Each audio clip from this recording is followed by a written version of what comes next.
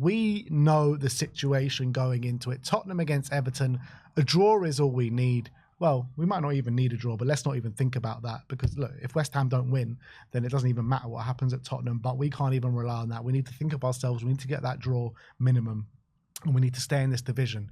We're going to get into our predicted lineup first and foremost. So in terms of team news, what have we got? So Solanke is fit and available. It's just whether he starts or not is the question, which is good news for us. We'll have to make a decision on him or Richarlison. Maddison is available to play some minutes. Other than that, as Jed Spence, he's got a fractured jaw, but he is available to play, and we'll be playing with a mask. And I think that's it. There's no other injury news, new injury news apart from that. Obviously, long-term absentees, Simmons, Kulusevski. He actually mentioned Decky. He should be back with the team, but he doesn't think he will be able to play. Also, we know Kudus is going to be out for the foreseeable. Vicario is available. We have to make a decision whether to start him or not. Who else is unavailable? Yeah, I said Romero, we know is unavailable. And that's it. Wodebear. All right. 4-2-3-1 as per usual. There is actually a conversation to be had about the goalkeeper, Kinski or Vicario. De Zerbi was giving nothing away in the press conference, but I think he's going to stick with Kinski. I did feel like if relegation was secure at Stamford Bridge, he might have gone with Vicario for the last game, but I think he's going to stick with Kinski. Yeah, I think so. His response to who's he going to start is you don't want to know too much. So is that implying maybe there's going to be a change in the offing or sort of surprise there, because he's keeping his cards very close to his chest, but I don't think he will. I think I know Vicario is a week, recovered from that hernia even more, so he's maybe more ready to play. But with one game left, with so much riding on it, I think changing the team and changing the backline at this late stage, not to say that it's not like the players don't know Vicario and how he plays, but I think Kinski's in good form, so I think leave it as it is. I think he will. Right back, Pedro Porro, obviously, he's been good under De Zerbi so far. Not the greatest performance at Stamford Bridge. I thought, he left a bit of a gaping hole at that right back spot, but maybe as well, Paulinho should have been dropping back into that position. So it's hard to make a real judgment on it, but we're going to need him at his fighting best in this game. Yeah, I think he's obviously not going to try and make as many changes as possible. And Porro's been one of the better performers under De Zerbi, so he'll play, no doubt about it. Kevin Danso, right centre-back. We know that. Again, he was decent at Stamford Bridge. He's been decent since he's come in under Roberto De Zerbi after the Romero injury. Just no screw-ups, please, Danso. We can't afford it this game. We just cannot afford it. Yeah, we know Everton likes to play a lot of long balls, don't they? And they did to Beto or Barry or whoever's up front. So I think Danso's going to have his head screwed on in this one, dealing with a lot of that. But it's going to be a big game for him. I'm not worried about Danso in those. It's on the floor where I worry about Danso a bit more. So he's going to relish those physical battles for sure. Left centre-back is Mickey van der Ven, proclaimed as the best left centre-back in the Premier League by Roberto De Zerbi coming into this game. Is it true? Well, you got him, you got Gabriel. Guehi's been playing there for City. Guehi. I guess Van Dijk plays there for Liverpool. I don't think he's the best left centre-back in the Premier League. Could he be, though? He could be the best He could be the best left centre-back in the Premier League. But he is going to be captain on the day. Yeah. Is he captain of the club now with Romero obviously never going to play again? Unless Maddison's going to take that up. But I don't think they're going to announce a new captain until No, they next won't season. announce one, but is he like the unofficial new captain of the club? I wouldn't necessarily say so. Obviously, he is in the leadership group and he's been vice captain. If Maddison had been fit and available to start, would he be captain? Yeah, probably. If Vicario was playing, would he be captain? I don't know. Who's been captain? I guess Van der Ven's been captain over Vicario sometimes, hasn't he? Yeah. So I guess Van der Ven would be ahead of him. But I don't know about Maddison. Yeah, I think it would be Maddison, to be fair, if he was fit and available and playing from the start. Left back, Jed Spence. Could it be Jed Spence coming in, called up from Thomas Tuchel to the England World Cup squad? Or is he going to stick with Destiny Udogie, who he's gone with the last couple of games? I don't think he's been performing that well, Destiny, to be fair. Yeah, I do think he'll stay with him, though, because I think Look, I agree he's not been the best, but he had some good games, and then other games he's not been at his best level. I just think really poor at Stamford Bridge. Yeah, I think he'll keep with him though. I don't think he's going to want to change it too much, even though there's been some ups and downs there. I think him at left back is quite valuable to how we want to play, so I think he'll stick with him. All right, Destiny Udogie at left back. Going into the midfield, are we thinking João Palhinha retains his spot? Again, bit of a poor performance at Stamford Bridge. Are we going to need more passes in there to break down this kind of Everton side, because we know how they play? I would say maybe I would consider bringing Basuma back in, but Basuma hasn't played any minutes, has he, the last 2 games? Yeah. So is he now out of the plans? Is that the thought process? Palhinha, brilliant at Villa Park, and then Leeds and Chelsea, not so good. So there's definitely an opportunity to change it if he wants to. Hasn't been shouting about his love for Palhinha over the last 2 games. But I don't know if he wants to bring Basuma back in. So what are the other options? Is it Gray? He hasn't played at all over the last few games. Bergvall, could he drop Gallagher back? But then who do you play in the number 10? So I think he's probably just going to keep it for the last game with Bentancur, Palhinha. But maybe, yeah, I think he will. He'll keep it. I don't see him changing it for the last few games. Yeah, I think he will go with Palhinha. But someone in the comments makes a very good point, is remember Bissouma in the Europa League final. And this is just as big as that, you know what I mean? Like, yeah. In these kind of games, he has stepped up for us, hasn't he? In the Europa League run, he was fantastic. When we really needed him, he stepped up for us.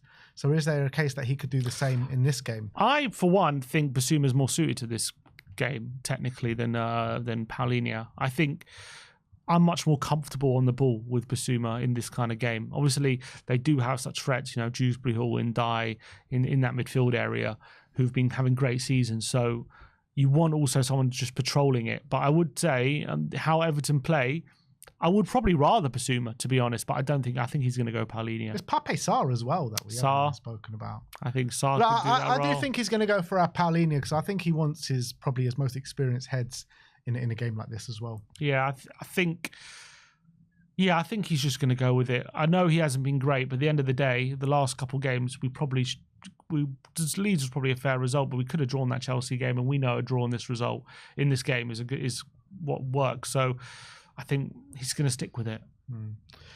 Alongside him, it will be Rodrigo Bentancur. Bentancur and Van de Ven have been the 2 most consistent performers under Roberto De Zerbi so far. I thought Van de Ven was one of our best players at Chelsea. He's been one of our best players pretty much every game since he's come back from injury, so there's no reason to second guess anything about him. Yeah, he's definitely probably the first name on the team sheet at the moment, isn't he? So he'll definitely play. In the number 10, I think it will be Conor Gallagher. I mean, we need more from Conor Gallagher. I know he had a great performance at Villa Park, but apart from that performance, I think he's flattered to deceive a little bit in the majority of games. I think off the ball, we know what he gives you, but he needs to give us more on the ball. But I think because of what he gives us off the ball, I think he still carries on. Yeah, I think he's definitely going to start.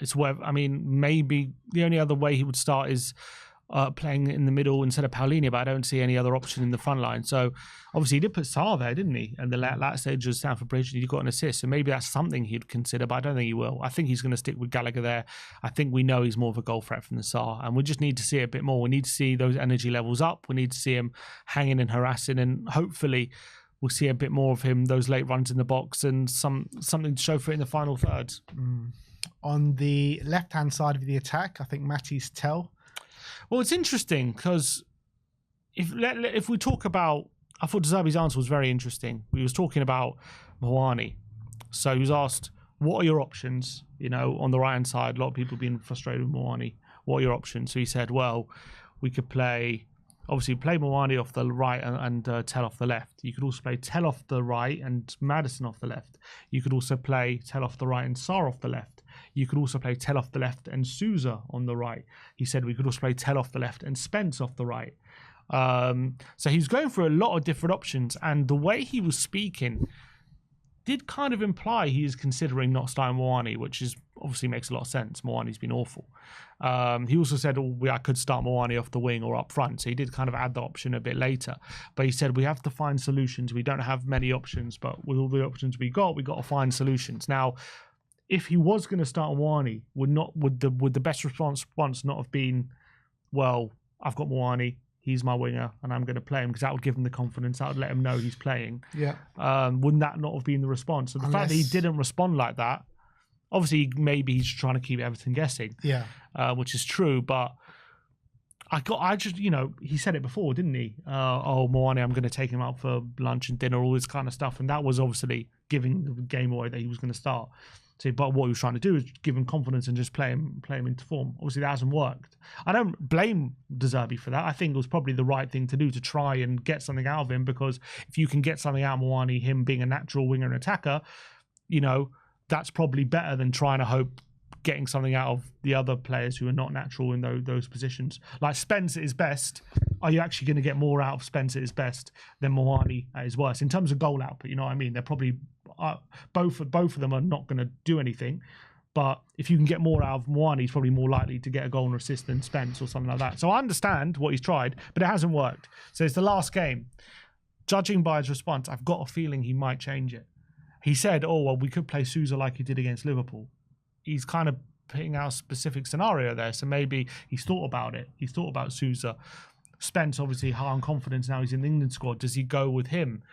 Does he go with what he's implied? Tell off who finished the game off the right against Chelsea, put a Maddison, or more likely maybe a Sarr. He didn't say Bergvall, by the way, which I thought was quite interesting. He did mention Bergvall. Did he? Yeah, he did. He said I could play Bergvall. Or Bergvall off the left. Yeah. So what do we think he's going to do? Because obviously it impacts what we do on the left. That's why I think it's better to have that conversation now. I think Tell will definitely start. It's whether he starts on the right or the left. I think if he doesn't start Muani, I think he's starting Spence. I don't think he's going to start Bergvall on the wing, and I don't think he's going to start Sousa. Sousa hasn't had a minute under De Zerbi yet. I think Tell's definitely playing. It's either Muani or Spence on the right. I think Tell starts on the left. You don't think he's really considering Sousa or Sarr or Bergvall? Nah. Well, he might consider it, but I don't think he's what he's going to land on. I think he'll land on Tell on the left and one of Muani and Spence on the right-hand side. It might be Spence. The only thing with Spence is what he's tended to do late in games is take a doggy off and bring Spence on. Obviously, Spence is probably fit enough to play 90 minutes, so if need be, could he just bring Muani on and move Spence back? He could do that. But would he want a fresh Spence coming off the bench if in that scenario, or is he happy to have a tiring Spence move to fullback? Look, I think Spence, he could play. I mean, he hasn't played too much football over the past month, so I don't think that's an issue. He should have more, and he's got good stamina at the best of times anyway. So I don't think that's too much of an issue. I think Spence is fine to play 90 minutes at high levels. One thing that you do get with Spence playing right wing is that hopefully that means they're not going to get much joy like with Ndai down that left-hand side, which is a worry. He's their main He'll help threat. out Porro a lot. He'll help out Porro, and all we have to do at the end of the day, if we keep a clean sheet, we stay up. Yeah. That's the truth. All right, let's go for Spence. If that means a bit of I prefer to see Spence, to be honest. If you sting the place out a little bit, hopefully he's a bit of a threat down the right. I don't envisage... He is a threat, though. He is a threat. He's definitely a threat with his pacing behind. Yeah, but just like Muani's a threat with his pacing behind, what's at the end of it? That's always been the problem. Yeah. So I don't. I actually think Spence has probably shown a bit more quality than Muani has. I mean, I don't see it being different, to be honest. I don't see Spence turning into some great winger who's going to provide a threat. He's not going to be some great winger, but at least, when we played him at, let's say, left wing against Dortmund, yeah, fine. Maybe the final ball wasn't great, but he still got in those positions a lot. Like Muani against Chelsea, he never even got in those positions. No, he did. I don't think he did. I thought he lost the ball. He played that 1-2 and got him behind Cucurella. He had it once. No, if you watch... Like against Dortmund, Spence was doing it consistently. I read a stat, he completed more dribbles in that first half than all the Chelsea players combined. That's got to be some sort of skewed stat because he was shocking. I'm not saying he played well. Doesn't mean he played well. My point is he got in the positions. That is what I'm saying. I don't even think he got in the positions. He did. Man. He just didn't have he wasn't good enough. I felt, watching the game, I didn't look at any of the stats on Muani, but looking at the game, it felt like he failed to take on his man. He lost the ball the majority every time, and every time it got to him, a move broke down, apart from maybe once. So I think when Spence played on the wing against Dortmund, we actually created quite a lot with him on the left-hand side. Yeah. Look, I'm in favour of it. I'm just saying don't expect things to really change going forward. What it'll do is maybe to make us better as a team defensively and make sure we're shutting down Ndai. maybe he offers a bit of threat. I don't envisage him. Let's go putting for in Spence. crosses, but I do think Let's go I've for got a Jed. feeling he will go for Jed. Let's go for Jed right wing and Tell left wing. Tell left wing. Yep. And hopefully Tell. The thing is with Tell, look, we know he frustrates, but all we need to do is come up with one moment. He did it against Leeds. I know he gave it away, but if he can come up with one moment, that's all we're asking for, and it could be the difference. You never know what confidence can do for a man as well. Riding high off that England call up.